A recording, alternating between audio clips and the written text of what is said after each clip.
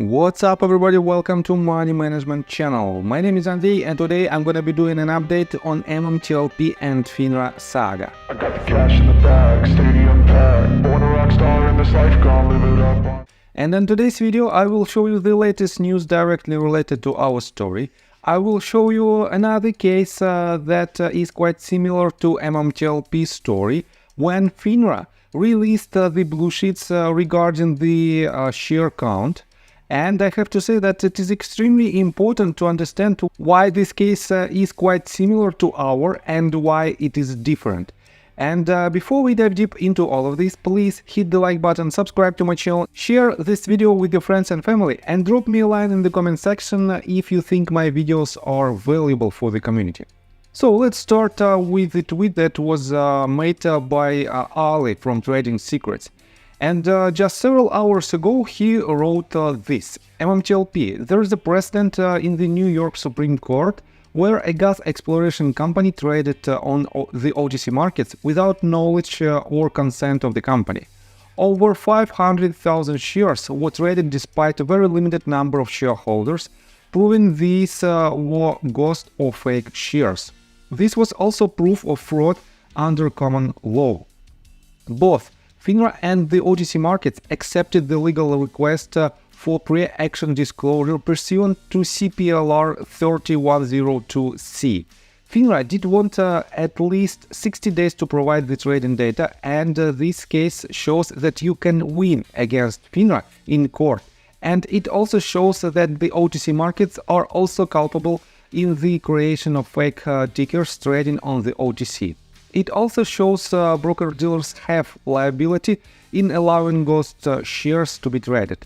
Congress needs to look at this precedent, which clearly illustrates that markets are not transparent or fair and are clearly rigged against the retail investor. Credit to McCormick O'Brien LLP in securing this legal victory against FINRA and the OTC market for the retail investors. Special thanks to Steph Karp DM for sharing the link. More details on the case are covered in today's video. And he added the link on his YouTube video where he explains the same exact case in details. And he also added right here several screenshots. It is a factual background of the case of Delaware Resources. Next one, it is another page of this document. And then, let me show you right here, it is the FINRA's answer that was made on May 25th, 2022, and where they said that they provided the Bluesheet data, and this action leads to withdrawal the petition. And definitely it shows that FINRA can provide this data, and it shows a lot basically. It can help us to win our battle. But we have some tricky parts in this case. Let me show you the tweet that was written by Junk Savvy, and she explained very well the same exact case. So she wrote: regarding the dire petition for trading data, there is a lot of misinformation going around regarding the filing and outcome. For the record, approximately 2 months ago, Steph Karp DM found this case in New York Supreme Court public filings. He shared it with me, and we looked in Mark Basil. This is part of Horasanis appeal. Important: FINRA did not contest the petition and consented to release the trade data requested. They were not ordered to by the judge.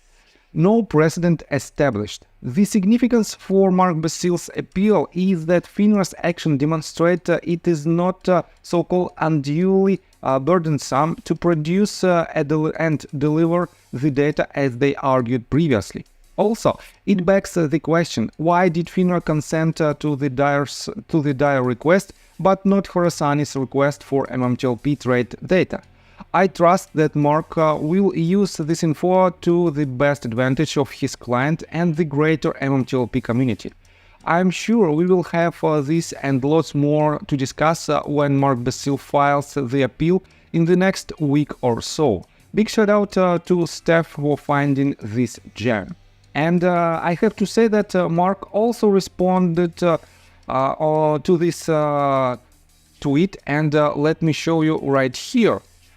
So, Syntax, Queen of the Metaverse, retweeted the same exact tweet, and she said, "Does it give a reason to question why FINRA would pick and choose when they are transparent? Why would FINRA not want to turn the data over? Would a judge consider this?" And Mark responded, "That's the question." And he also added this: "Don't get excited." Let me show you this tweet in details. "Don't get excited.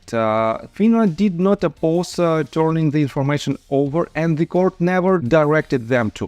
The petition was also less polite than Khorasani, but when a party consents, the standards and the tests do not apply. It was consensual. Also, there was no pending regulatory investigation at that time in that case.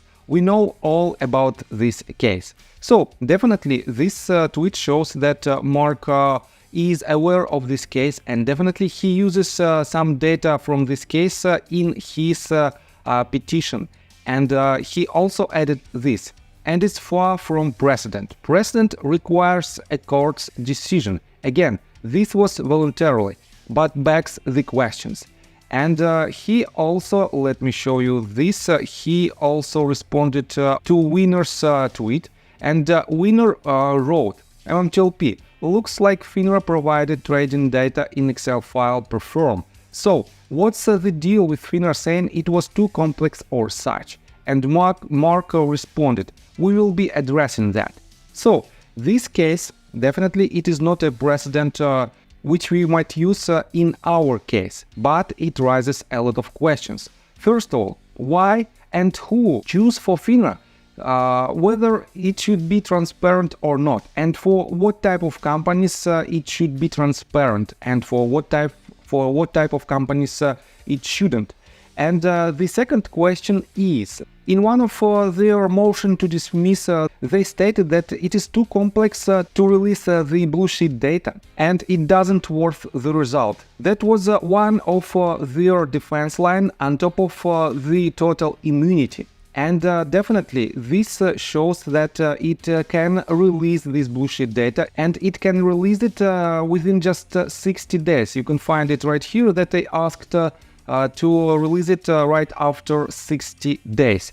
So, FINRA did want at least 60 days to provide the trading data, and this case shows that you can win against FINRA in court. So, for now we are at more than 260 days of illegal U3 trading halt, and during this period definitely FINRA could release these Bluesheets several times in a row.